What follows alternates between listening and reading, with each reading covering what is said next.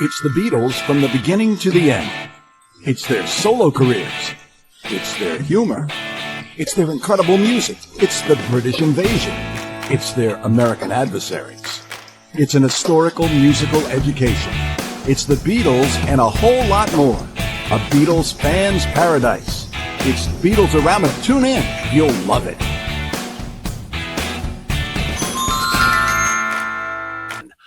Hi, everybody. I'm James D. Jones of the Magical Mystery Tour, Beatle Years and Beyond for Beatles-A-Rama Radio and TV. And today, let me tell you, we got a special guest.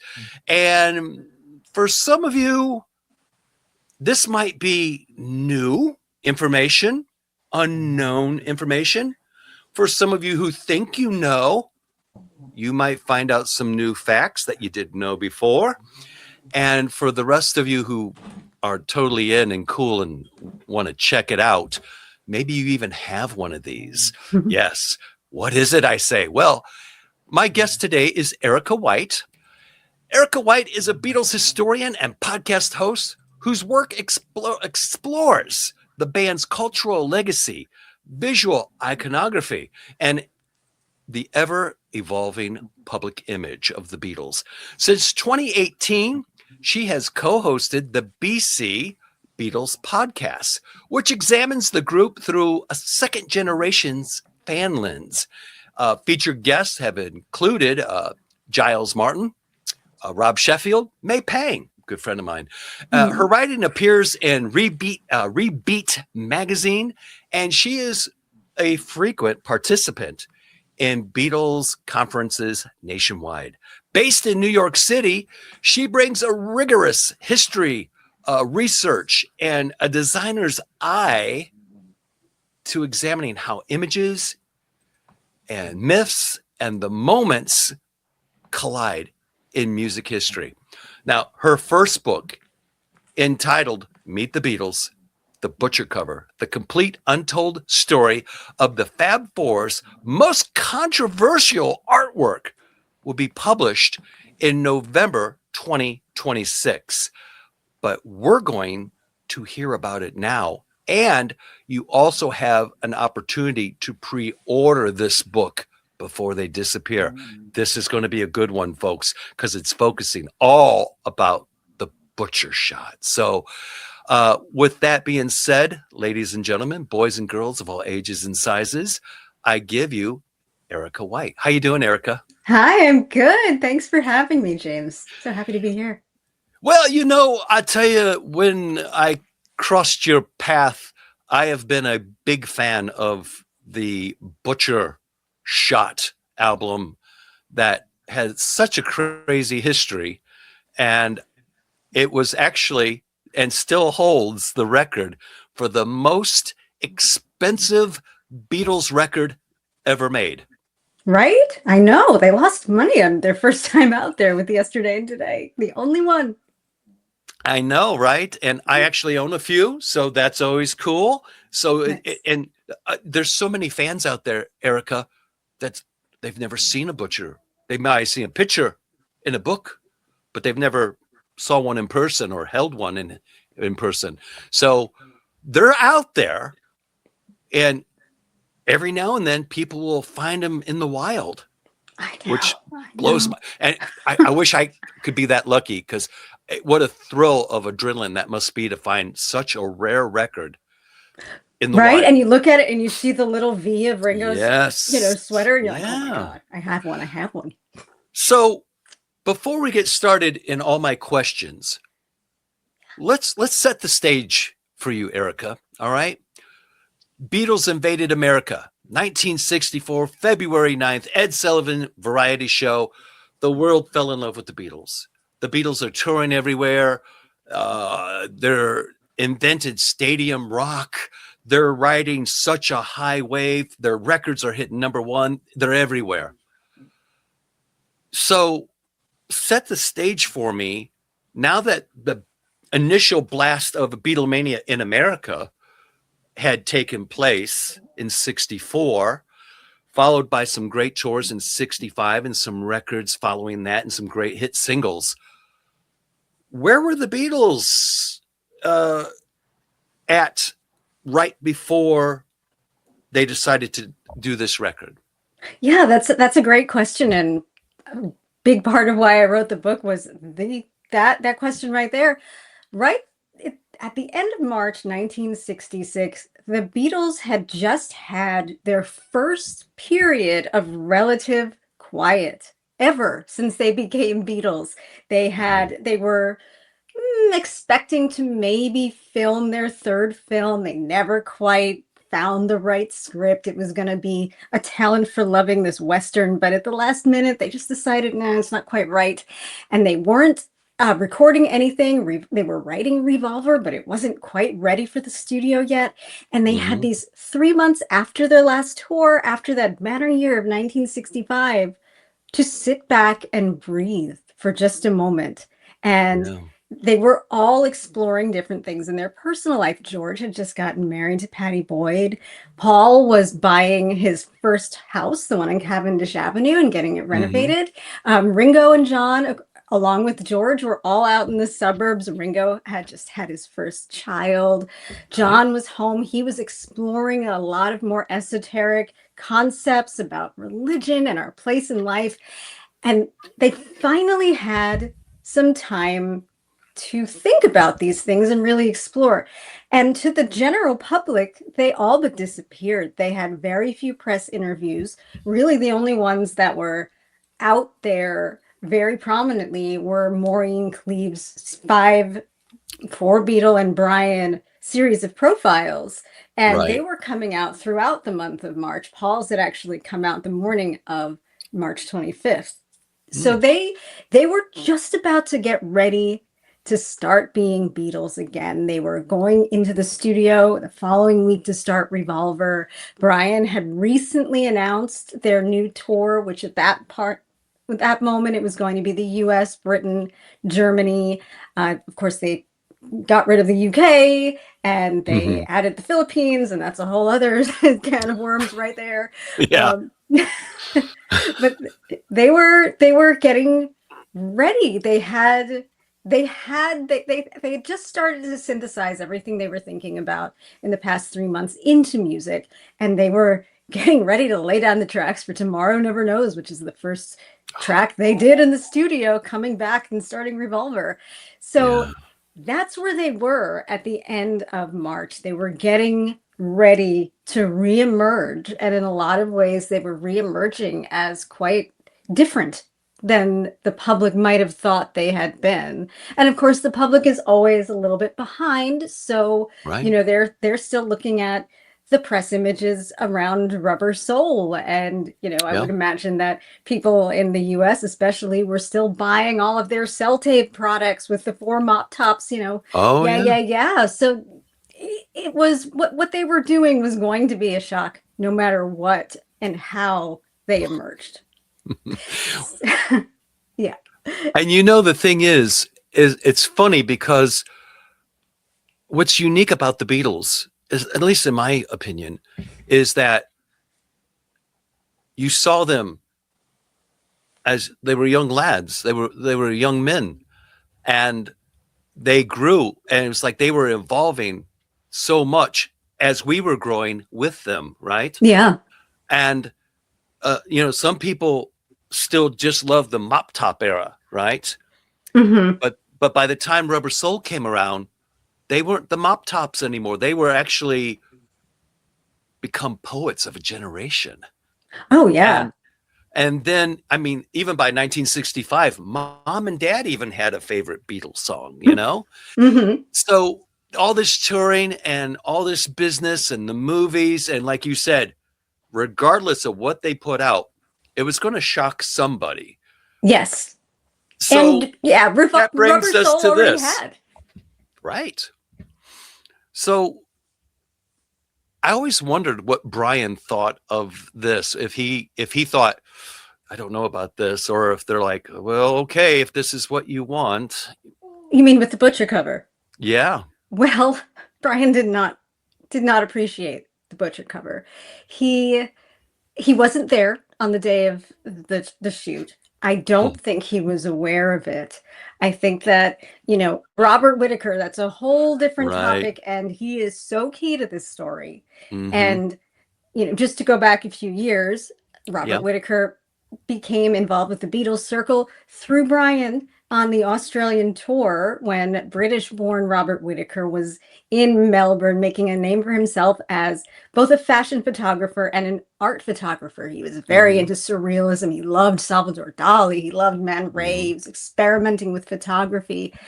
And he got a unique opportunity to accompany his friend, Adrian Rollins, who was contracted to write a profile of Brian for the Melbourne Jewish News.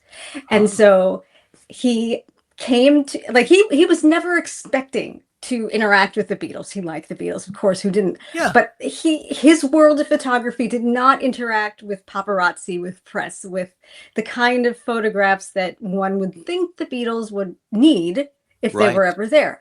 So he got this unusual opportunity. He came there to the Southern Cross Hotel, which is where the Beatles were staying. They had to Mm-hmm. muscle their way through estimates of 100,000 people standing in the street, banging on the walls, waiting to get in.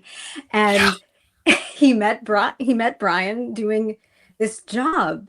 And Whitaker, who had this background in surrealism, he was never interested in just doing normal press photos. He actually said Right. something about the Beatles later, the four smiling Beatles showing their white teeth bores me to death.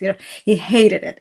And so when he saw Brian, he saw something in Brian that maybe he really honed in on something. What he thought he looked like a peacock, an emperor. Those are the things that he said. He Mm. saw him in his gold watch and his tailored suit and Right. his imperial demeanor. And so he took these photos and he brought them back to his dark room and he was looking at them and he thought they needed a little bit something more, that while they were physically represented him well, they Yeah. didn't quite get at the essence that he saw. And he wanted to show Brian what he saw in him when he was there. So, using some photographic techniques that he had been working on, he Mm-hmm. superimposed a set of peacock feathers around Brian's head, encircling him like a crown in one photo. Oh. So, he had this almost like crown of laurels around his face. And for a second photo, he decided what he wanted to do was give a unique signature, a remembrance of himself. So he had this photo of Brian with his head on his hands like this, and he superimposed photographs of himself, Robert Whitaker, on either side behind him in a similar position. So what he said, it's a signature with a difference. Indeed it was. So Brian had actually asked to see the photograph before anything was printed. So a day or two later, came back to the Southern Cross and came with this envelope of these unusual photos. It was a surprise. Mm-hmm. And when Brian reached for them, a few of them slipped out onto the floor in full view of the crowd of people waiting. He did not expect it. Turned beet red. He's like, "Oh my God, okay." He gathers them up. He's like, "Let me look at these properly. I will contact you later when I have a moment." And if you're Whitaker right now, you're probably like, "Oh God, did I make a mistake?" Yeah. It's risky. You have a once in a lifetime opportunity to take a Right. picture of one of the most famous human beings in the world, and you are using, you're showing a bit of yourself there, and you're not doing the norm. Right. But You're luckily, outside the yeah, box. it panned out. Brian loved them. He told Nice. Whitaker he had felt that no one had ever seen him that way before, portrayed him that way. And I Okay. think a lot of it was that Brian tried so hard to cultivate this refinement, and Mm-hmm. he lost his Scouse accent, and he went to Uh, drama school, and he dressed right. as well as and I think that he in a way was a new kind of impresario. He wasn't There was nothing sleazy about his public persona or his boy's Mm-mm. public persona, and he was very refined, and I think that came across in what Whitaker saw. I mean, if you think about it, back in England, his friends were giving him the nickname Nemperor. Yeah. And so there was kind of that same thing. And he Yeah. took that on later in his career. He loved that. So I think that he connected with that. He asked to see more of Whitaker's work. Mm-hmm. And then he made this very unusual, spur of the moment offer to Whittaker. He said, you know what?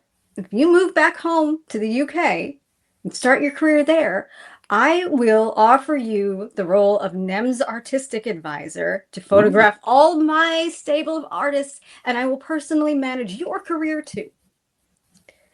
Wow. Great. I mean, what a once in a lifetime experience.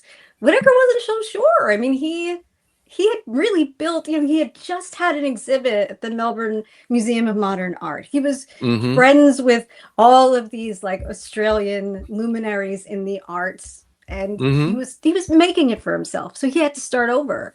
But he took a couple of months and he decided, I can't give this up. I cannot, say no to this opportunity.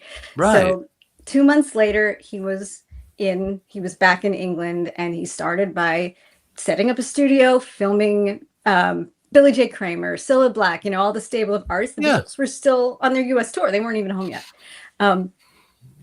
And then slowly he integrated himself into the Beatles world. And it was a new position for everybody involved. They had always had photographers like Robert Freeman would come in with a very clear objective to shoot the cover, or he'd have somebody like Harry Benson accompany them on a tour, very specific assignment. Right. Whittaker not only had no specific assignment, but he did not gravitate toward pretty press pictures. He didn't do it. He didn't think about it. He had to be told to do that. So instead, what you get are all of these interesting photos that may not be the ones that you think of first, because he took a lot of pictures of the Beatles alone. People wanted all four of them. He took a lot of photos of them in unusual situations. I think probably the most famous Whittaker portrait is the one of John with the sunflower in his eye. Yes. That's a Whittaker photo, but that had nothing to do with the Beatles. He had gotten particularly close to John.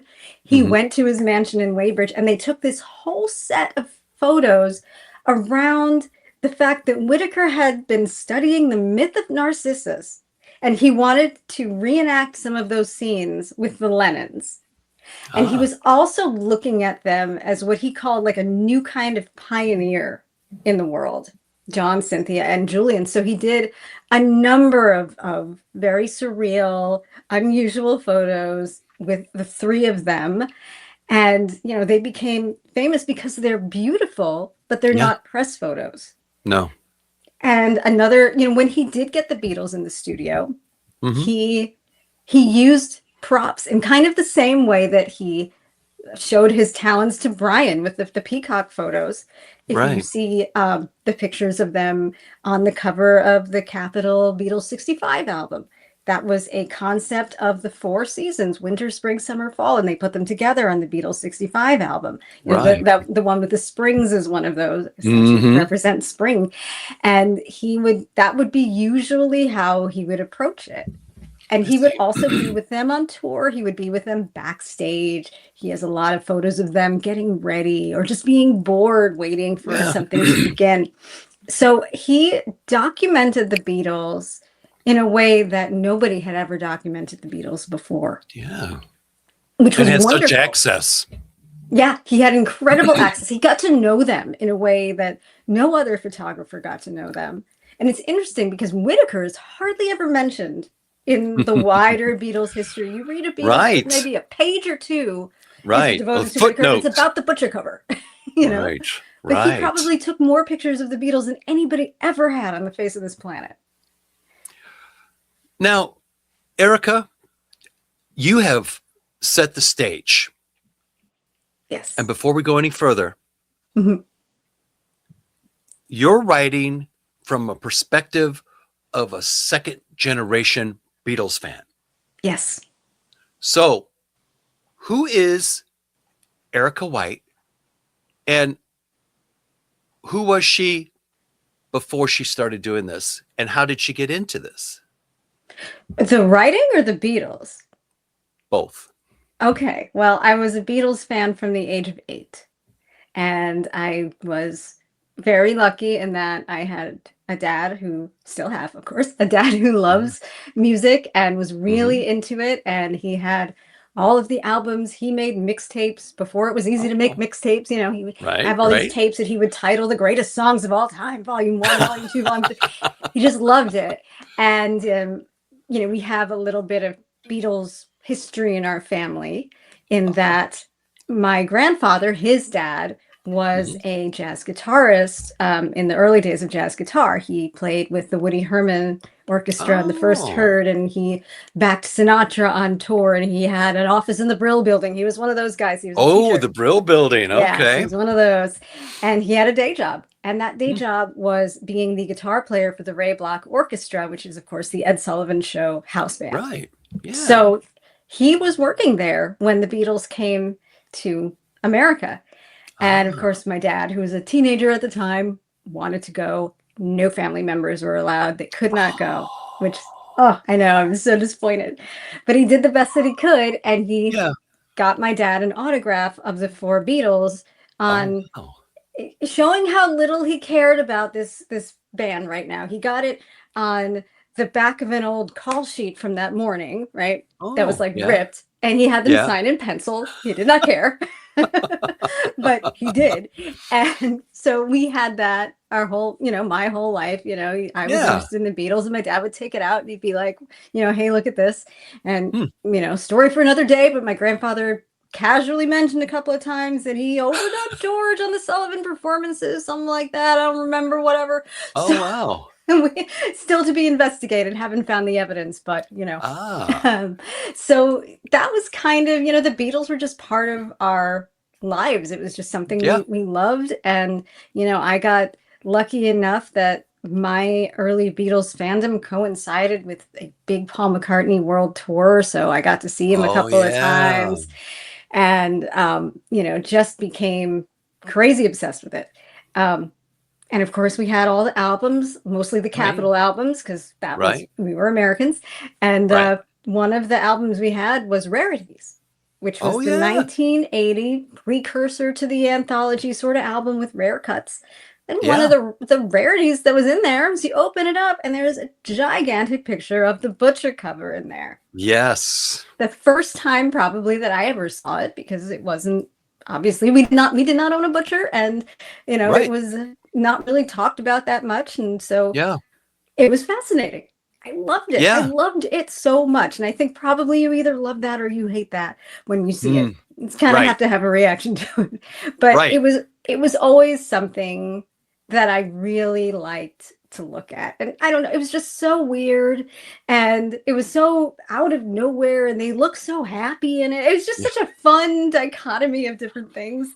Um, and so, kind of filed it away. As a second generation Beatles fan, you don't have the first shock of opening up your, box of records as a distributor and, oh my God, what is this? Yeah. You have it against the backdrop of, Sergeant Pepper and the White Album Right. and Wild Honey Pie. Like they did all kinds of weird things. Like, it Right. wasn't unusual to be weird. But just kind of, thought of it, filed in the back of my head. And a couple of decades later, I got a podcast of my own, and needed some show ideas, started thinking, wonder why they did that Butcher cover. That's unusual. And I found so many interesting things about it, and so many things that I hadn't ever known, or things that directly contradicted some of the popular myths about the Butcher cover. Mhm. And such a there was such a feeling around things that I was reading about. It was just, it was like a moment of bad taste. It was a blip. It was John Lennon being crazy and wanting to do something incendiary, and he did it, and then they canceled it, Mm. and whatever, it's fine. That Right. wasn't that's not the story at all. Not only did it wasn't involved, John Lennon did not come up with it, but Right. it's not a blip. It's not a blip. It is really the start of everything that happened to them in 1966. It was the first public crack in that image. Even though Rubber Soul, they looked different and the photo was manipulated, they were Right. still the 4 Beatles. This was the first time when you're like, "No, we're not who you think we are." Right. We're willing to let it out. And as Tony Barrow once said, March 25th was the start of the downhill year for the Beatles. He pinpoints that day, which was the day the butcher cover was taken, Right. as the day it all fell apart. Wow. So that's where I came to the story and wanting to write the history. I mean, the events of the butcher cover, if you know where to look, Bruce Spicer has done some Oh, yeah. wonderful work around this. And We love Bruce. Love you, Bruce. Oh my God. His work is so great. And he interviewed people who are no longer with us, like George Asaki, Right. the designer, Alan Livingston, president of Capitol. And he really did that work in mapping out how everything came to be, and that it wasn't the trunk cover shot in response to the butcher. The trunk was first, and then the butcher came, and then it came back to the trunk cover. It's a totally different story. Yeah. And so, looking at all those documents and the way he put it together, I wanted to explore not what happened, because really we do know what happened, but why it Right. happened and the context in which it happened, and how, my thesis of the book really is that the butcher cover is a microcosm of everything that happened in 1965, everything that came before, and really, telegraphed what came after. And so it's Right. not just a blip, and it's an important moment in their history. It's a landmark photo session, to say the least. Oh, yeah. Mm-hmm. Absolutely. So let's talk about the image Mm-hmm. versus the myth. All right. Okay. Now, the butcher cover, well, it's been called shocking, satirical, and even prophetic. Mm-hmm. But do you think people react more to what it is or what they've been told it represents? I think that's a really good question. I think it depends on probably how you see it. I mean, I really do think it's very different seeing it in 1966 than seeing it today. Oh, yeah. I think that what you think about it probably is very much influenced by whether you think John Lennon was the instigator for this thing, whether it was a petty fight with the record company, Right. or whether it might be something else. If it's just a petty fight with the record company, it's like, oh, whatever, like that's weird, but it's not meaningful really in any way. Right. But I think that actually what it was meant to be, it was a comment on the Beatles as icons, the Beatles, idol worship, false idol worship. Right. Robert Whittaker had an entire year to be embedded as the Beatles photographer. He saw everything. Yeah. And very few people even noticed he was there. So he was able to get all kinds of angles and viewpoints that nobody else had ever seen. And, there were obviously things that, we know about also, like people would bring sick and disabled children backstage to concerts to be touched by a Yes. Beatle. They were horrified, especially So they could be John. healed. I know. Oh, they were so uncomfortable and angry with that. Yeah. Yeah. And so, Robert Whittaker watched it all, and he always had these comments on what he was seeing that he'd like to put in his photos, and he decided he wanted to do an entire series of photos that that started the conversation about that would be so absurd that it would be able to really bring home the point that the Beatles are not saints. They are not icons. They are just like everybody else. They wanted to break that image of goody two-shoe mop tops, happy-go-lucky. And they were John actual artists. Yeah. And one thing Whittaker says, which I think is very funny, is that he was actually not happy that it was a cover. He didn't want it to be a cover. He wanted it to be like a modern art piece, a 3-panel triptych with this in the middle, but with 2 other images that he took that day. And so he had always maintained that people wouldn't have thought it was so shocking if they saw it with those other surreal images on either side of it. It would have made more sense. It would have told a story instead of being some random out of nowhere, like, why are they doing this? And let's set the stage too. 1966 U.S. Bible Belt America.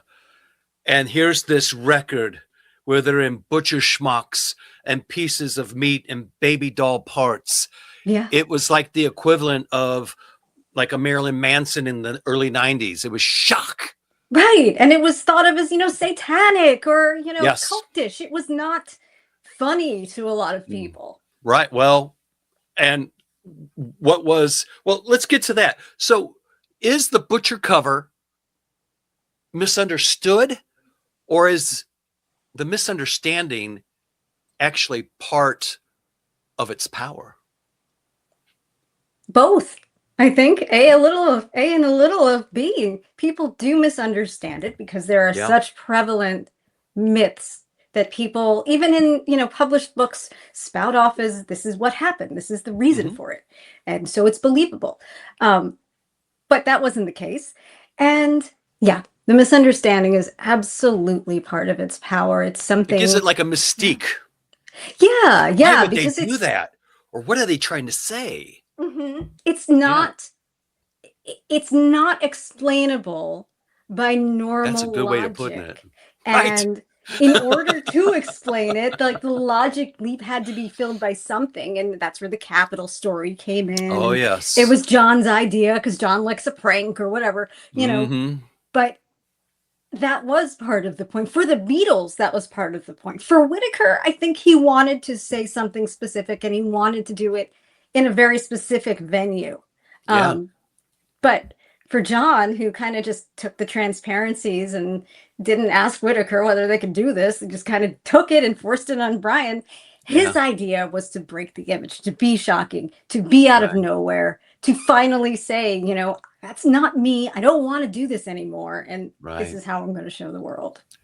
Well, and in 1966, like I said, it busted the belt on the Bible Belt of America, right? Oh, yeah. But let me ask you this, Erika. If that image of the butcher shot had been released in today's social media climate, do you think it would have been canceled or celebrated as high art? I don't think it would have been canceled, specifically because you have to do some very specific things, I think, to be canceled. And I don't think that there's nothing actually inherently offensive about what they're doing. It's not human blood. It's not real babies. It's meat and, it's dolls. implied. Yeah. It's an implied reaction. So I think people probably would have gone anywhere from this is stupid to this is high concept art to this is funny. I don't think it wouldn't have gotten the same kind of reaction. I agree. Now. I agree, right? Yeah, and with our media ecosystem, they would have been searching out the photographer, and he would have been all over the place, and people would have wanted to know more. Yeah. These days, back then there just weren't as many people asking, and so it wasn't recorded in a lot of venues. Well, now, Erika, yourself, you're a second-generation Beatles historian.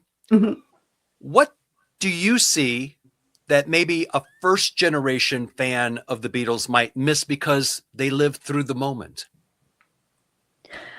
I think that I see it with the lens of the Beatles' career before and after. So when I see it, I'm seeing their happy, shiny, mop top faces with their big smiles. If you had taken all the props away and put them in their suits, this would have been a very, box standard publicity shot. Nothing really wrong with it. Yeah, they'd be great. They look great. Yeah. And in fact, I've seen a couple of them. Like around Thanksgiving, sometimes they take out the meat and they put in a turkey, and you see that on social media. And they look as innocent as could be. Right. And so I think the juxtaposition of those things is where a lot of the discomfort comes in for the photo. If they were looking angry or something or mean. Crazy. Yeah. Or diabolical. Really getting into it. Yeah. That would have been a different photo. But this is they're on this precipice of becoming something different. They're not quite that yet. And to me, that's what I see. I I think, I think that the image is interesting and I don't find anything in it offensive personally. So, Right. you know, No, nor do I. Well, so, I think it's, yeah. as a second generation fan, you have the luxury of what they call that 2020 hindsight, Hmm. where folks who were experiencing it in the moment would be like, man, I can't believe they released that record, Yeah. to, oh my God, it's one of the highest collectible records. They just pasted a cover on top of it, you I know? mean, what a wonderful thing to have discovered. Imagine being one Hmm. of the first people Oh who my. picked up that and got too close to the kettle, and all of a sudden they noticed that, It's something's okay. going I can get another one. on. Right. Now, do you think the distance from the 1960s actually gives you a clearer lens, or does it, I don't know, does it introduce new blind spots? I think it's both. I will never know what a first generation fan's experience is like as much as Hmm. I want to. I can't. Right. Right. And I don't have the same personal connection with the Beatles as somebody who was there experiencing it in Hmm. real time. So there are Yeah. certainly things that I'm sure that I don't see about this. Hmm. I try very hard in the book to get at that visceral sense of what it must have been like to actually see it. Yeah. The first part of the book is like an introduction of what you might, seeing it from the perspective of somebody in 1966, seeing it from the first time, and how horrifying that experience might be for them. Because Right. I think that people who have either known about it for a long time or just live in a world where very little shocks, you have to be very, very shocking to be shocking these days. Yeah. Um, But back they don't, then, yeah, they don't see it. It's a different thing. I mean, there was only one recalled album before this, and it was the Mamas and the Papas, if you can believe your eyes and ears, because they accidentally shot their photo in the bathroom and they didn't even realize that there was a toilet next to the bathtub that they had taken a picture on. And the record company flipped out. They kept recalling it, putting like text boxes and things over the toilet because yeah, they couldn't get rid of it. And it was right. such a problem for them. Mhm. And that Crazy. was the only thing that had ever been recalled so far. I mean, it would go, pretty quick shoot upward. I mean, after the Rolling Stones and John Oh Lennon yeah. himself would release unfinished music really quickly after Right. this. So, Yes. Two virgins. Yes. yeah. Well, with, we're talking about the myth, Mhm. so has the mythology and, the mythology around the Beatles become so strong that now it starts to shape the facts?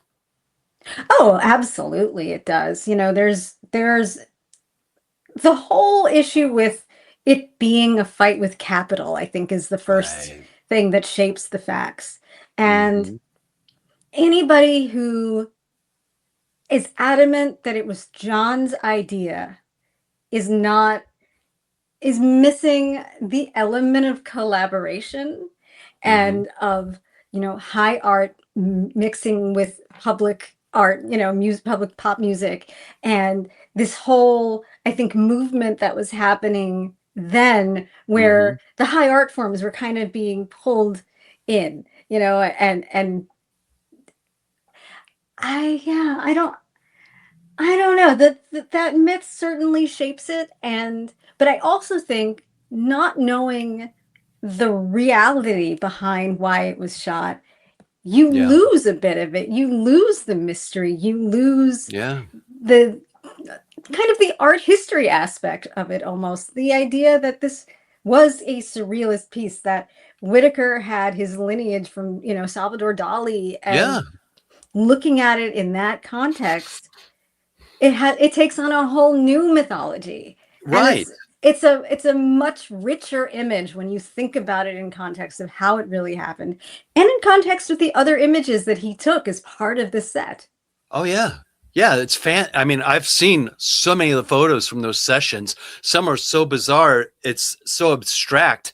Uh, Hmm. so, and I know that John, just from his perspective, he wanted to push it for an album cover. I get it, to break the image, but it was never intended originally as an album cover at all. It was going Not to be at part all. of a surreal art piece of Yeah. these guys. Whitaker had been contracted that day to do press Mhm. photos for the upcoming 66 tour.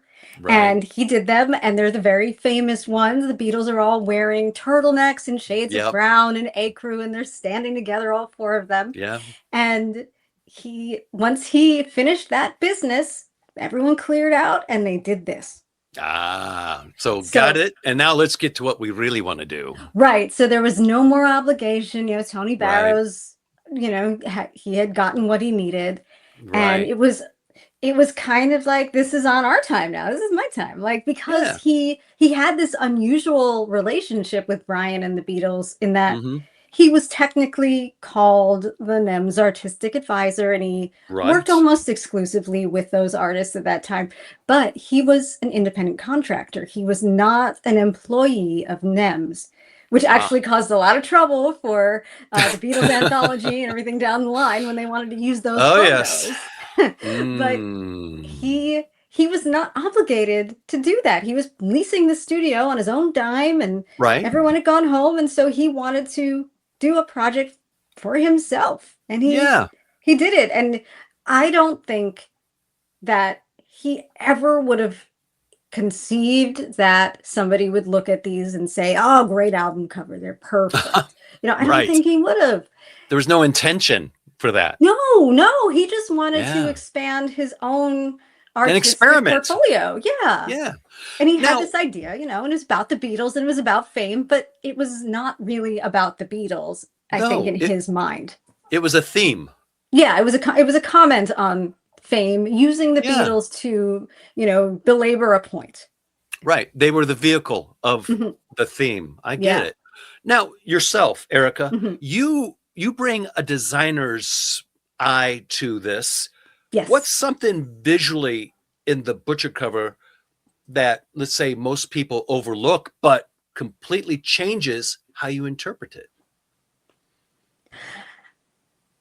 I think, and my design experience comes from that, is actually what I do for a living. I've been a graphic designer for 15 years or so.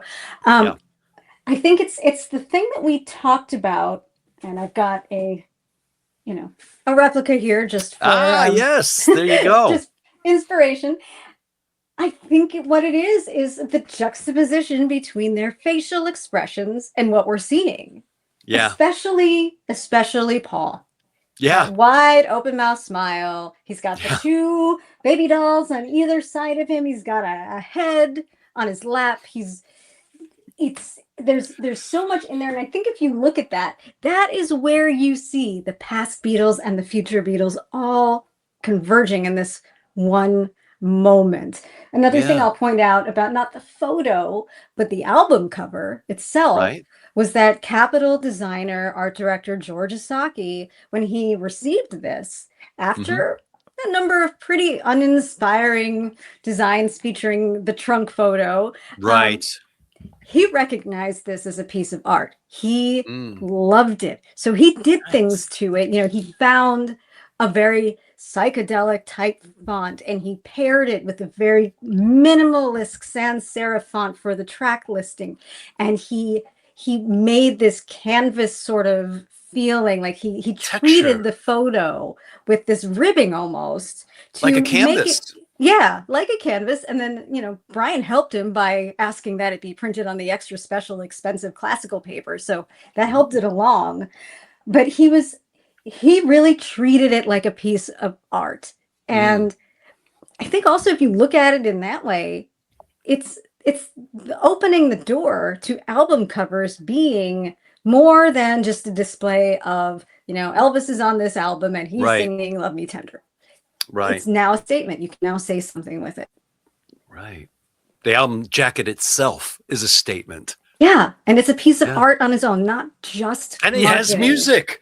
It's got all of those things. I mean, Capitol, you can say a lot of things about Dave Dexter, the Capitol executive who, rejected the Beatles 4 times. And then when he had to work with them, he changed all of the track listings and the covers. Oh, yes. And the sound. Yep, the sound hitty, I think he called it. Yeah. But he had a point in that Yeah. he wanted at least the albums to be something that people noticed visually.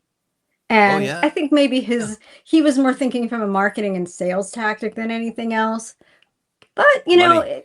everything kind of ladders up to the freedom that George Asaki had to make something of this that he Yeah. wanted to.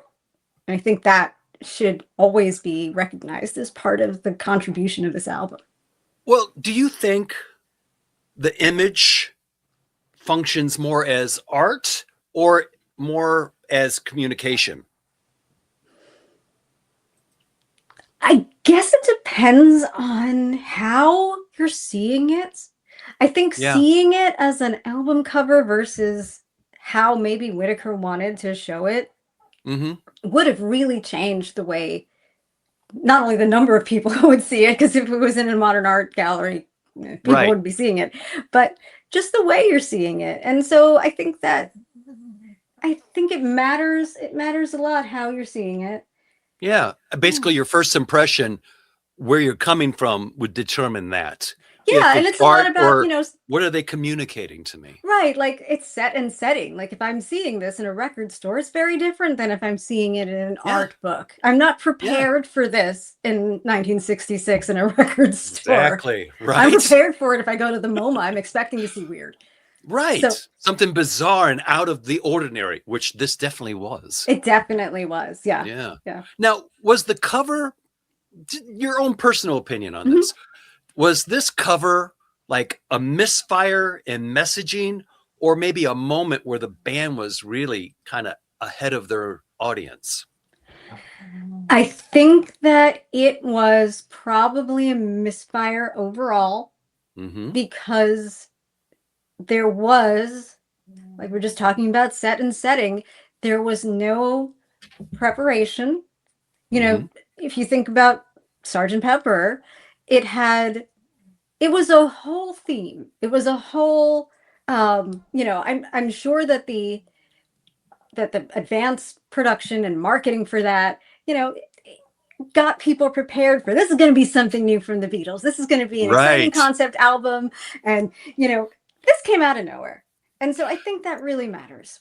Well, and what's funny about Sergeant Pepper is that the record labels had to put, this is the Beatles. Yeah, because they were going by Sergeant Pepper's Lonely Hearts Club Band. They didn't want people to be confused. Mhm. But the whole concept record, I mean, you could tell that the Beatles were used to making album covers, and each one was bigger and better. And, Pepper was like the peak of album covers, really. Yeah. But how much of the Beatles' public image do you think was truly controlled by them versus maybe shaped by outside forces like the media and management? Oh, I think a lot of it was shaped by the media and management. And, Brian Epstein had a stroke of brilliance in taking off their rough edges and making them acceptable to the masses. They got them in the door, and their talent got them the rest of the way. Mm-hmm. But without that, the guys we saw in the Hamburg, concerts, they would not have made it through the doors of EMI. No. So, no. And he made that happen. But in the process, he stifled a lot about who they were. And I think for John, this was probably the most acute and painful because not only did John not, he was the least interested in putting on a suit and bowing after the songs and, curtailing his wit and humor, but he had other things happen. He and Cynthia had a baby and had to get married. And while that was more done, that was what was done back in that day, he didn't want it. He said something once about like, I feel weird walking around being married. It's like walking around with weird socks or like you're tied. Like he thought, like he didn't feel right in that skin, where Paul, on the other hand, like even though Paul probably through his exploration in early 66 and his taking of psychedelics probably changed more internally than any of the others. Externally, he was very on board with the the Beatle Paul. Like that was much Right. more who he was. Yeah. So John was consistently chafing at the image. Uh, But he also knew, he wanted to stay. He liked fame, he liked money, he liked yeah. being able to be creative. He didn't This is want to be part of the game, part of the deal. yeah. And I think after a while he started becoming an adult. He was married, he had a home, he was Right. reading philosophy. He had Yeah. reporters like Maureen Cleave finally asking him questions about the Yeah. things he thought about. And as as they kept breaking barriers in songwriting, they started to see Right. we don't have to write about boy meets girl all the time. We can Right. keep, so the more he expanded, and not to mention meeting Bob Dylan, having that influence, Oh, yeah. marijuana obviously Yeah. changed his thinking as well. Right. He couldn't do it anymore. Like he just couldn't handle it. And obviously over the year and the following year, he would shatter the image to bits. Right. I mean, Right. once he came out with that short hair and those granny glasses after How I Won the War, Yes. that was it for Yeah. the Beatle John. And Right. he was, so he needed to get out of it. And I think Well, that he didn't know how. Like some of them, they needed a way to do it. They couldn't just do it themselves in the beginning. they had to have an avenue Yeah, to it was pursue so tightly that. controlled what Well, they let were me ask you doing. this. With that being said, Erika, do you think that maybe the Butcher cover represented rebellion or frustration? I think it was both. I think if we're Yeah. looking at it from purely John's perspective, because Right. Whitaker didn't have a hand in the album cover, Right. Right. he saw these, and hmm ironically, the first day he saw them was the day they were in Brian's office taking the trunk photo when he first saw the contact sheets. He saw them. He was so excited to see himself in a different light. And, Right. while we don't have documentation of exactly what they were talking about, we have this photo of John looking at the contact sheets and Whitaker behind him like, ah, and they look so excited. So you got to think that, most likely what happened is that John got very excited about, I got to do something with this, anything. Right. Because This is I'm too good seeing to let it collect dust. yeah, it's weird, it's subversive, it's gonna make people mad, and it makes me look different. And it's gonna be the thing. He probably really felt like this could be it. And so he forced it. And it wasn't actually it, because really they shut the box almost immediately. Oh, I know. And Didn't take long, did it? yeah, no, it took And, like 3 days. and So they recalled all those albums, and a lot of them weren't going to let them go. They've yeah. already been sent to the radio stations for promo and stuff. Oh my God. Now, let me ask you: are there other moments in Beatles history where their visual identity told like a very different story than their music? Hmm.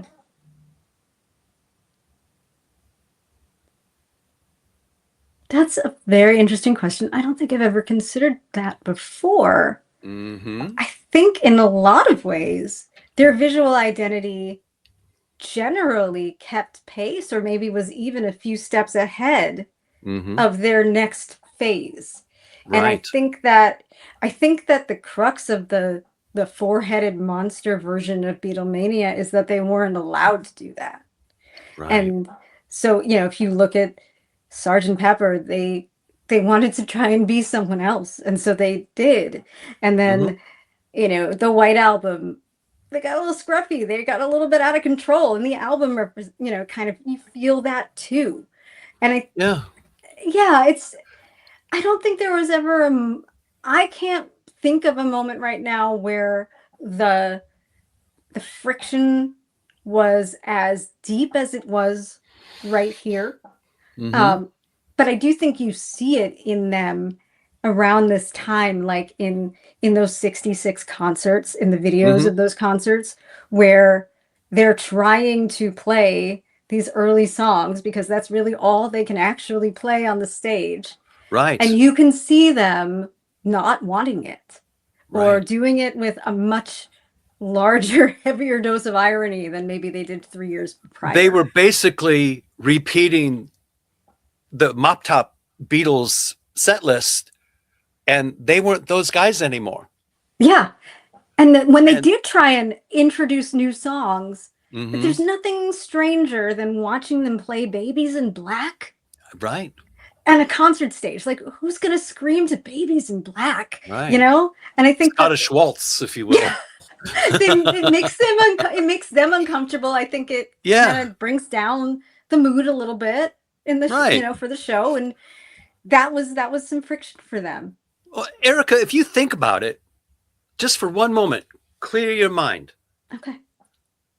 In the 60s, you had all kinds of album covers, and they were pretty much alike. You Hmm. had Herman Hermits, you had the Stones, you had the Kinks, you had the Who, and it was basically a picture of them, or they were doing something. There was always some kind of theme or whatever. Hmm. But clear in your mind, you had the Beatles, Yesterday and Today. Then you had this really different kind of record, Revolver, and that album cover. Hmm. And then you went to Sergeant Pepper, and then Magical Mystery Tour. And it seemed to me that the Beatles, once they did something, they were on to the next thing already. So Oh yeah. people who were still celebrating Sergeant Pepper and Revolver and Magical Mystery Tour, they didn't even recognize the White Album Beatles. Who were they? Right, right. I mean, And there was because an evolution, yeah, and because they progressed so much faster than the average human life progresses. right? I mean, I was saying the other day, I have like my laptop's probably older than the Beatles' entire recording career. You know what I mean? Like, it's But crazy.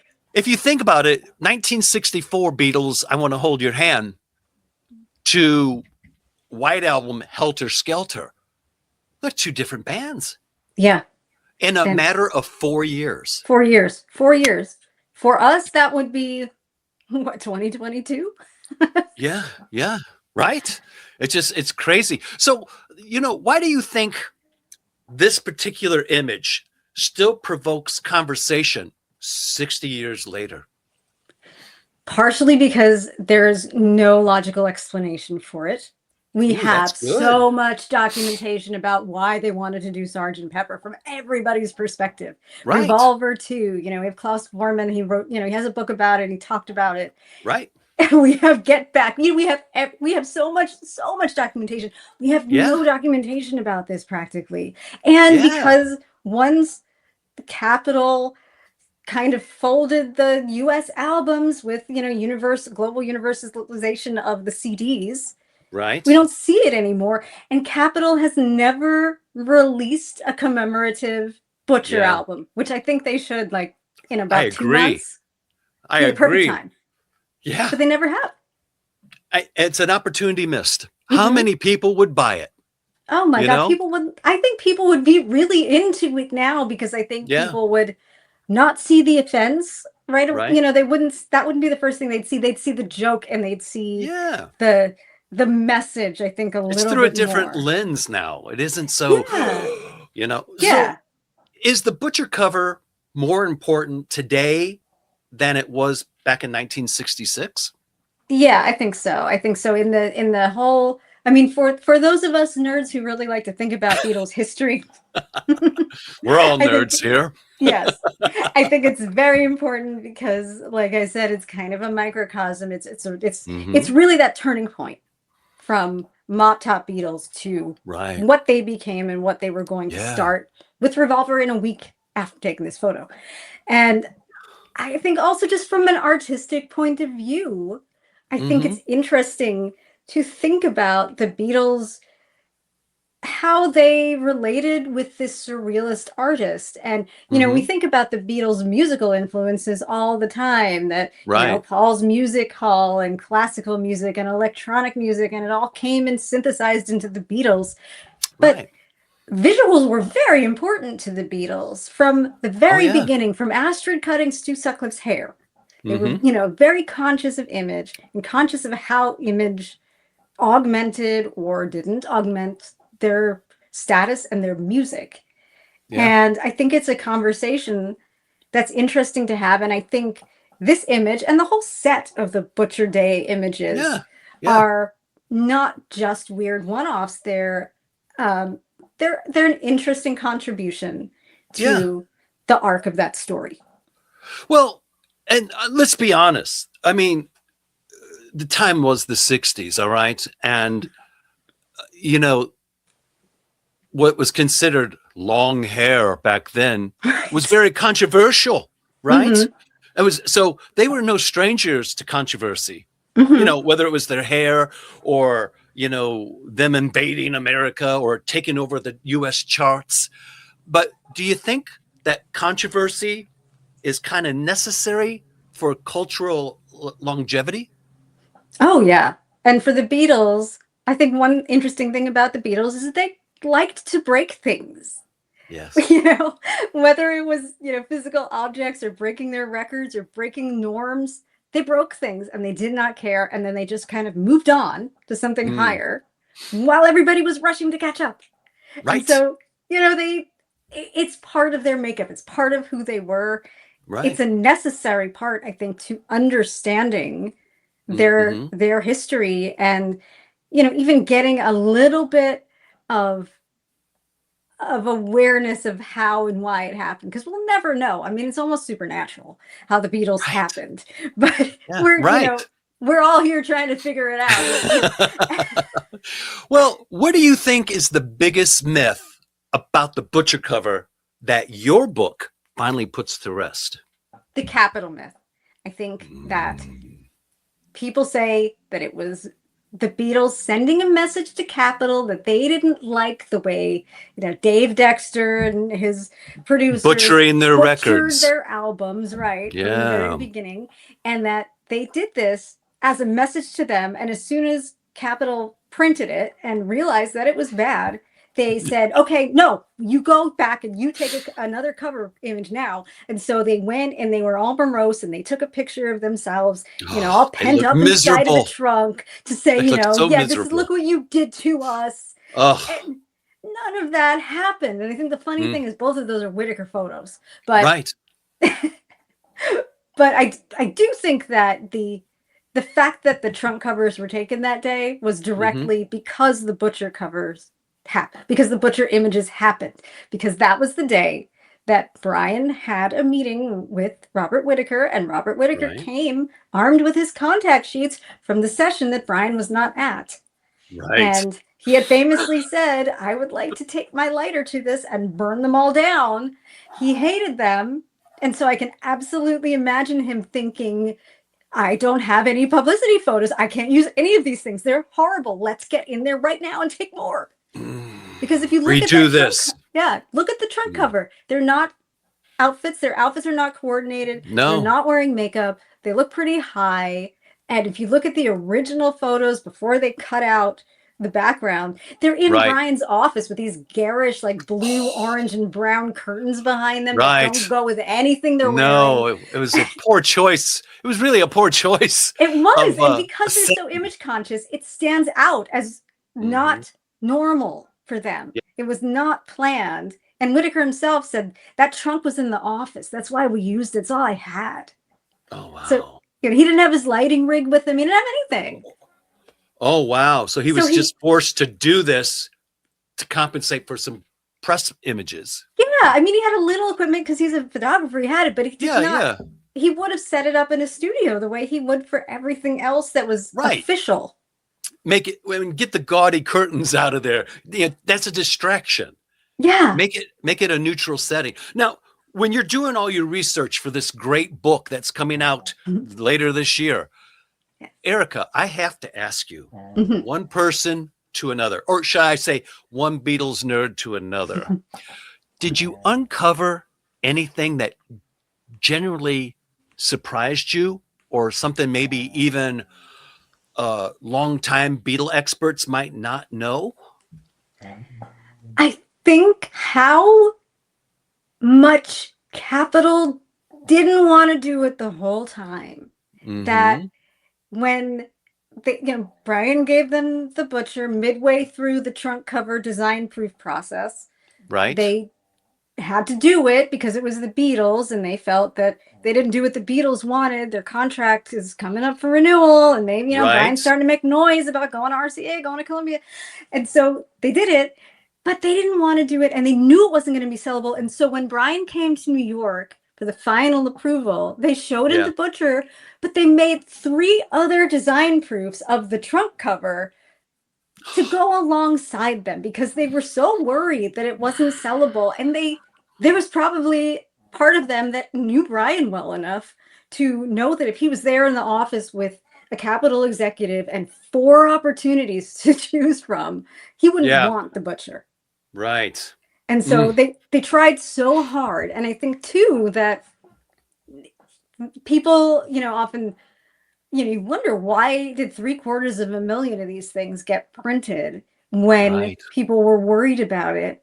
Alan Livingston was sounding the alarm. He had asked, can we just print like a couple of thousand test runs, send them to DJs, send them to press? Because I think this isn't going to work. I don't think it's going to be sellable, but I don't want to spend all this money on it. And because earlier in the process, they had gotten this directive, they had had trouble with getting these albums to every store in America on the same day. They had Right. gotten this directive, we have to get it done. And so they either just flat out ignored him or didn't hear him. They didn't do that. They just went full on into printing. I think there have been so many holdups and Right. so many, we got to ask, the litho people to wait or to do a couple, and they losing money. They're just like, forget this. No, he said, yes, we're going. But they didn't want to. Like, they actually tried pretty hard to prevent it. But it was it was just a string of, weird, unusual choice accident, and it ended up like that. Now let me ask you this. With the Beatles butcher cover and Capitol Records, we had said earlier, it's a good trivia question. What is the most expensive Beatles album that ever existed? And I would have to say it's Yesterday and Today because of how many records they had to recall. And I heard originally they shredded the majority of them. And then someone's like, you know what? Let's just paste the cover over the top of the old one. No one will know. No one will know. Yeah, somebody had the idea like midway through. They had already put like thousands and thousands of them. Like Needham, Massachusetts town dump had them. Yeah. And they had to, do a covert weekend operation where they put all these Beatles albums in the ground and then covered them over with water and then dirt so nobody would go digging for them. Right. And then, because they did that from time to time. They would paste over for like test slicks and things like that. It wasn't on, it was done. It wasn't uncommon.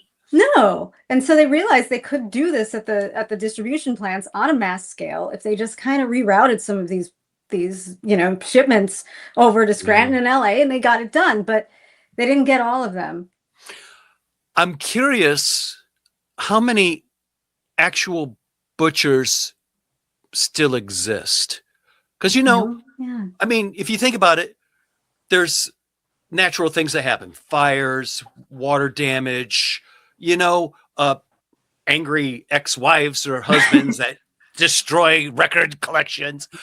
So I wonder, through all the years, how many butchers are there really, out there? Yeah. No one knows. I mean, I think the estimate was something around 75,000 may have been released between, early press copies and paste overs. Right. But nobody knows. And we still keep finding butchers at yard sales. And I know. I don't know how you don't know if you're selling records at this thing, but people don't know. No, it's one of those things, if you find it in the wild, and it does happen, that you'd be like, you look for that little V for Ringo's black turtleneck, and that's a giveaway. Or sometimes you could see the pasted cover, and underneath on the bottom, you could see John's leg, But you've done a lot of research for this book. It is chock full of great information, new information, lots of photographs, and a really well-documented case and point of the butcher shot, the whole history of it and beyond. Now, Erika, when readers finish your book, what do you hope they unlearn? I hope that they learn that this wasn't a one-off, that it wasn't bad taste. I hope that they understand the surrealist lineage behind it and Hmm. that they see it as the starting point for all kinds of things that they already know happened. Yeah. Because I think too, it is, you see Revolver Hmm. and we accept it now, but that was a huge, huge shift between what they got for Rubber Soul and Yeah. what they got for Revolver. I mean, I wasn't there for it, but I think Yeah. about that famous scene from the show Mad Men where Don Draper gets a copy of Revolver and he sits down and he turns on Tomorrow Ever Knows It. It's like a Oh. world-changing experience. Yeah, the music business was never the same after that. In fact, when I think of Revolver as a fan, okay, and a lover of the music and the image and the culture of the whole bit, because it's all one package, right? Mhm. When I think of Revolver compared to Rubber Soul, all right, I think Rubber Soul was a great record. It showed the Beatles as poets of their own generation. The songs weren't about holding hands anymore, but rather Yeah. stuff that people could relate to, life, society, bigger issues. But, when you get to Revolver, my honest opinion, I feel like they were dipping their fingers in the psychedelic stream. Oh, It was absolutely. a great introduction to Sergeant Pepper's Lonely Hearts Club Band and Magical Mystery Tour.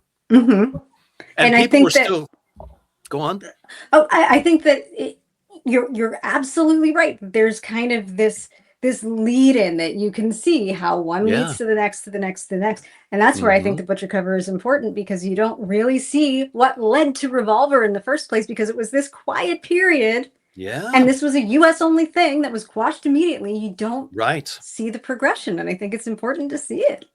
And the thing is, Yesterday and Today, aka the Butcher cover, was really intended just for North America release. Mhm. It was never released anywhere else. It was just meant for this market. Right. They got a Uh, couple of there was a very strange. Have you seen the paperback Writer and Rain ad that they put in yes. Disc and Music Echo? Right. That was one of the only other places where the Butcher image showed up in a Yeah. full page ad for that for in the UK for the Rain paperback Writer single with Right. them just sitting there in the it was an alternate Butcher shot Right. and with the it's the weirdest ad because the font is like a digital like it's like an alarm clock like Right. electronic font which I almost feel like is ahead like it's ahead of its time in a way Yeah. it doesn't feel period to me but Mm-mm. it's such a disjointed thing that ad and that was the only other place they put it so few people really No knew. one knew. No, and maybe I don't know. Alan Livingston, when they put out that letter with the recall letter that it Oh, was like yes. a piece of pop art satire that was kind of a British joke that we Americans didn't get. I don't know if Right. necessarily that's true, but Mm. maybe there was more of a shrug when they saw that in Disc and Music Echo. Also, it was a one-time ad in a weekly paper, so it wasn't Right. quite the same It reach. was here and gone. Yeah. Yeah, here and gone. Well, now let's talk about, you've done your research. You've got this book that's going to be fantastic. I can't wait for it. But besides researching and writing and really getting into it, um, you also have a podcast, BC, the Beatles, Mhm. Yes. and you've hosted voices like Giles Martin and Yes. May Pang. Mhm. Uh, what's something that you've learned from those conversations that's kind of changed your perspective? Oh god, we've had so many interesting conversations. Like you said, Giles and May and Michael Lindsay Hmm. Hogg was on it once talking about Let It Right. Be. I think that we're all trying to figure out the same mystery Yeah. from different angles, and whether Right. you're May Pang and you had a long time relationship with John, or you're Giles and Right. you're coming at it from this next generation perspective, making the sounds, more amenable to modern day audiences. Like you're all trying to, there's this mysterious kernel of greatness in the Beatles, and Right. they're in the same place as the rest of us are when they're Right. thinking about it. I think, and it's really fun to understand that no matter how much your personal experience was with them, or you're, Right. a writer, or, just just an everyday listener, like you're all kind of in the same boat, Yeah. and We're that's all kind enjoyable. of trying to figure out answers to maybe questions that don't exist. Yeah. Right. I mean, I think I put don't it know if that there's way. any way to articulate why the Beatles became what the Beatles are, but we're all trying. Yeah. Now, do you think your podcasts are becoming like the new oral history archive for Beatles scholarship? Mm, I would say that podcasts maybe are more along the lines of what a music magazine or newspaper would be. Okay, 'Cause I yeah, think there's a lot of variation in how much research and sourcing you put into a right, podcast, or whether your podcast is like two friends just chatting away, or it's like a, right, a scripted series. So, I think that what podcasts do are continue the conversation and yeah, keep the Beatles alive in and present in yeah. everyone's everyday world, because it comes to your feed via notification when you subscribe, so you're it's brought to you, and the Well, Beatles are just so part of our zeitgeist that sometimes I think you need somebody to remind you, hey, let's talk about this and let's think about it, to keep the excitement going. well, if you think about it, Erica, 60 years later, and the Insane. Beatles are still relevant. Yeah, I don't know amazing. any of today's artists that we're going to be talking about 60 years later. I really don't. I'm nothing against them, but I'm just saying the Beatles No. have that staying power, and Capitol Records, man, they lean on the Beatles every Christmas for, that big release to Hmm. help the label get through it. Now, Yeah. is there a danger in over analyzing the Beatles, or is that the part of keeping them alive and well? I think it's a big part of it. You don't have to do it and you don't have to listen to it if you're not interested. But I think Right. that there's a core of fandom that really keeps this going. Oh And, yeah. generating content and generating conversation. You know, I I wonder, I've been thinking about this a lot this year, because this Hmm. is the first year in a while that we haven't had, a 50-year, 60-year anniversary of something. Like we had Sergeant Pepper and Right. they did one after the other. This year would be Revolver, but we have Revolver. So we're not getting that. I, And, I you know, I was stunned they didn't have Rubber Soul I as a don't know box why they set. didn't do Rubber Soul. I do not get that. I Yeah. hope they do it eventually. But, Yeah. we're kind of in this age where those like revelatory things, and like anthology, I mean, the one thing that a lot of people said about anthology was there wasn't anything new. People are talking, Yeah. as always, about Carnival of Light, is it ever going to come Right. out, but is there Long anything? Helter Skelter. Yeah, but what is there anything left? Is there any revelations from the vault? Because I think every Right. so often we've gotten that. And what where are we going next if there aren't really a lot of new Oh, we Beatles don't even talk revelations? about that. Don't even think about that, Erica. What would we do? I don't know. I mean, I don't want to, be invited to an experience where I can like sit down next to, hologram John Lennon and write a song with him. Oh, Like, I don't want to see that stuff. Like, I hope no. that we're not going that way. No, gosh, Um, no. God, I hope not. but we do need Well, to keep finding ways to keeping it alive, keeping it yeah, present, fresh, new. yeah, yeah, And yeah. And that's the thing about you were talking about the fans. mhm. And you know what's cool about Beatle fans is it's just not one set of people. It isn't just Oh yeah. teenage girls. It's just not original fans. It's not men, it's not women, it's not kids. It's everybody. Yeah. Anyone And that it's can relate to the song and mhm. the message. And 60 years later, I'm simply amazed it's so about the it's Beatles got and their message. it's a fandom that is so large and so comprehensive that it's got niches and sub niches. I mean, one of my Right. favorite books for the past couple of years was Deirdre Kelly's Fashioning the Beatles, about their clothing. Yeah. How niche is that? I mean, that's the butcher cover might be a little bit more niche, but like finding those things. And it was so interesting because the Beatles, I think, are also, now that we're, 60, 65 years away from it, it's a Right. doorway into history. Yeah. You It's a know, if I, lens into the past. yeah, I mean, if I'm researching the butcher cover and I'm finding out about Salvador Dali and Man Ray, and I'm thinking about them Right. in a way that I don't think about them before, because now I connect them to the Beatles Yeah, you and can connect the dots. Whitaker. So I learn, I'm learning so much more about things that have nothing to do with the Beatles. And I think that the Beatles were so multifaceted that that part of it is endless. The history. Well, are the Beatles, I don't know how to ask this. Are the Beatles still evolving as a cultural idea, even though the band itself is history?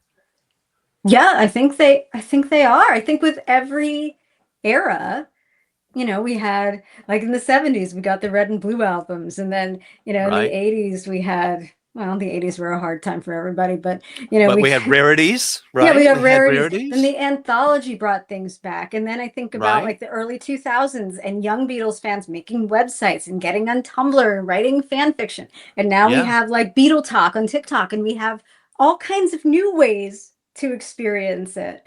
And so And it I isn't don't think it's just, gonna. it's not just the upper crust writers and people of importance. It's everyday fans like you and me Mhm. that can do a podcast. And let's be honest, like you had said, magazines and Rolling Stone magazines and newspapers and rock critics and all that, that was the old fashioned way of getting the communication about certain things. But now podcasts are all the rave. And it's kind of like a magazine newspaper article with a pulse. Yeah. Yeah. Yeah, it And it's is. And it's not just the elite doing the podcast. It's fans. It's all kinds of people. Mhm. It's not limited to. And I think that's fascinating because I had interviewed David Bedford. Oh, he's great. Yeah. He's fantastic and such a lovely guy to talk to. But we're still finding out things because back in the day, there was such a spin to keep this image, right? Mhm. That we are still discovering things where you need to start questioning the story that was told. Oh, absolutely. And that's a So, whole new avenue of conversation, and that's fun. so if the butcher cover represents anything larger, Mhm. what does it say about the relationship between art and audience? Good question. I think that art, in a lot of ways, is in the eye of the beholder, and Yep. the audience that, again, set and setting. It was interpreted through this lens of Capitol Records and getting it in a consumer record store or a Woolworths or something, wherever you saw it, Mm-hmm. not in the medium that it was meant to have been experienced. And that makes Yeah. such a difference, especially because art is, you know, people differ on what they want in this area, but a lot of people don't want their artists to tell them what their art is about. They want to see the art and experience it as they see it. And With so, their own definition. yeah, and people did that with the butcher cover, and it's actually pretty interesting. I've never thought about this before, that it it forced this high art, the surrealist concept, into the world of people who had no interest or desire or experience, or it just fell into their Yeah. laps, and they got to see it for Yeah. probably the first time. I mean, I know that letter said that it was pop art satire. It's not pop art. There is a No. dividing line between pop art. There is some overlap, but it's not, Warhol and his Marylands, which is what people probably would have thought of as pop art at the time. It's Right. different. Right. It's Right. new. Nobody looks at that. People don't look at surrealism. It's very uncomfortable to Right. experience a lot of this kind of art. It's about dreams and about the taboo and about what lies beneath, which is, I Right. think, why we're seeing meat and blood and Without rules. bagels. Hmm? Without rules. No Yeah, no, conforming. It's yeah, just wide open. it's specifically about like dreams, like that. Robert Whitaker called the photo shoot a somnambulant adventure or an adventure while sleepwalking. That's what he was thinking about when he did this. It wasn't supposed to be reality. It was supposed to be something underneath.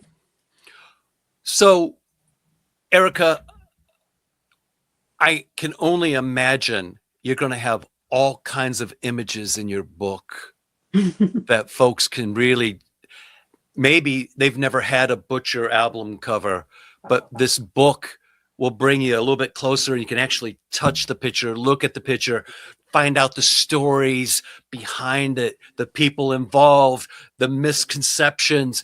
This is going to be a big book about a fantastic subject that a lot of people don't really talk about or know about. Yeah. So final question. Okay.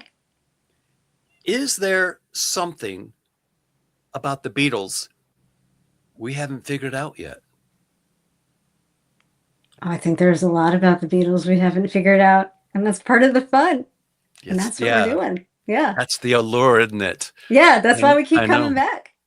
So for the listeners out there that don't want to get left behind and miss this opportunity, how can they pre-order your book? My book is available on Amazon, on Barnes & Noble, on the Simon & Schuster website, wherever you get your books. I think that there are links for every country. I know that the UK links were slow to show up, but I'm hoping they're there now. But everybody else, okay. Canada, Australia, US, there's world links for everybody else. So you can pre-order it there. And I'm hoping that I'll be having a launch party or celebrating it at some Beatles events as we get closer into closer to the book, and coming out just around Halloween. So it's a great time for that. So if a fan wanted to find out more about you, Erika, do you have a website that they could check out? I would say go to our podcast, BC the Beatles or Because the Beatles on Instagram or Facebook or wherever you do that. I will probably get an author website together soon, but it's pretty early days, so I don't have that. Yeah. I don't have that yet. Well, so that's a good way for them to kind of find out more about you as well. Because, books are great. And the topics, if they're fascinating or mysterious, that's intriguing and gets you curious. But it's also nice to know the person behind the book. And just talking to you, I can tell you've dedicated a lot of time and patience and research, and you're still going through this book, and it's going to be amazing. Oh, I hope so. I hope people enjoy it. And the closer we get to that launch, you and I are going to get together and revisit and talk just about the book. Great. And see what we can muster up, because I know, like right now, they're still editing and getting everything prepped and proper. But when we get that closer point, it could be a whole extended, enhanced experience than from what we're understanding right now. Yeah, and I think so. Licensing a lot of photos from the Whitaker estate, and I love being part of this book in that I don't have to do any of the design work. Right. And the editor, they did such a wonderful job. It's a slip cover where the outside is the Butcher cover, but you open it up and the internal book is the trunk cover. So it's cute. It's very clever, and I love it. Yeah, I think it's going to be really nice, and a lot of pictures, and not just the Butcher session, but the times before and after the Butcher session, leading up to it. Yeah, leading up to it, and during and the aftermath of, I mean, what a career. What it's amazing, because this isn't just one story. This is one of many stories. Yeah. Yeah. Totally. Now, with that, once again, your podcast. Yes. BC the Beatles. BC the Beatles. Like when you're texting somebody and you say because, that's what it is. Oh, yeah. BC the Beatles. And right now, this year, we're actually devoting a lot of our time to 1966. So every month, at least one of our episodes chronicles what that was going on 60 years ago that month in the Beatles world. So every month gets wilder and wilder as we go through this year. I love it. Well, listen, Erika, I mean, it's so cool and extra nice to have this kind of a chat with you. Yeah. And, if I can ever be a service to you, by all means, please, you got a friend in me and I'm Oh, I happy to help appreciate out. that. This was a lot of fun. I really Yeah. enjoyed digging into these concepts. Well, I'll tell you, the questions, I know was a wee bit rough on you, but you know what? We got some great answers though, didn't we? We really dug in. Yeah. And this is what And it's all about. I saw your face. I could tell you were really digging thoughts. You were deep in thoughts. How, like, one, that's a question. Let me think about how to answer this. I like it when you get those kind of answers because, man, it's right on. It's not rehearsed. It's off of the top of your head and your working knowledge. And when someone throws a question worded that way, you're like, oh, I've never looked at it like that. Hang on.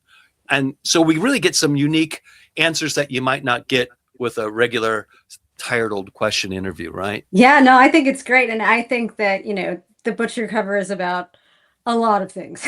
Oh, yeah. And people have a lot of reactions. But to me, it's been a very intellectual type of pursuit. And to really think about those questions on that level has been a lot of fun. So I really enjoyed our time together. Well, and I'll tell you what, I am an owner. We were talking before we started going on air here.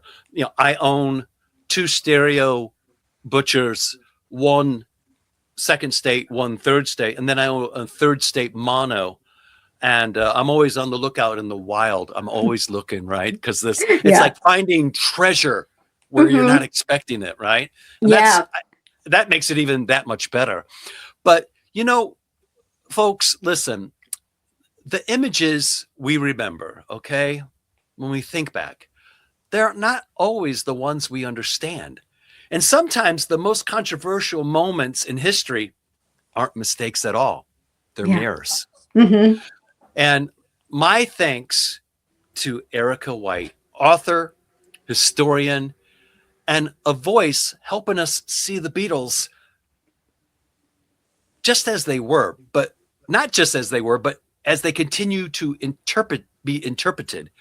And her upcoming book, Meet, M-E-A-T, The Beatles, the butcher cover, well, it arrives this November. Yes. And if this conversation proves anything, it's that this story is far from finished, folks. For Beatles-A-Rama Radio and TV, I'm James D. Jones. And once again, our thanks to Ericka White. Thank you for all your time and patience. This has been a lot of fun. Thank you. I really enjoyed it. It was a great start to my weekend. All right, folks. Well, be sure to pre-order that book, Meet the Beatles, the Butcher story. And you can go to Amazon. You can go, what's the other venues? Amazon, Barnes and Noble, Books A Million, all of the online booksellers should have a link to it now. And, I think that it might be a nice holiday gift for the Beatles fan who has absolutely everything, because they probably don't have this on their wall unless they're very lucky and have a bunch of butchers like you do. Right. And coming out in November, just in time for Christmas. Yes, so you got absolutely. a Beatle fan that you love or think of. What a great gift this would be. Just make sure you put a lot of gift wrapping paper on it and around grandma. And Make sure that your audience is the right audience for it. And if anything said, it's art, okay? It's art. Absolutely.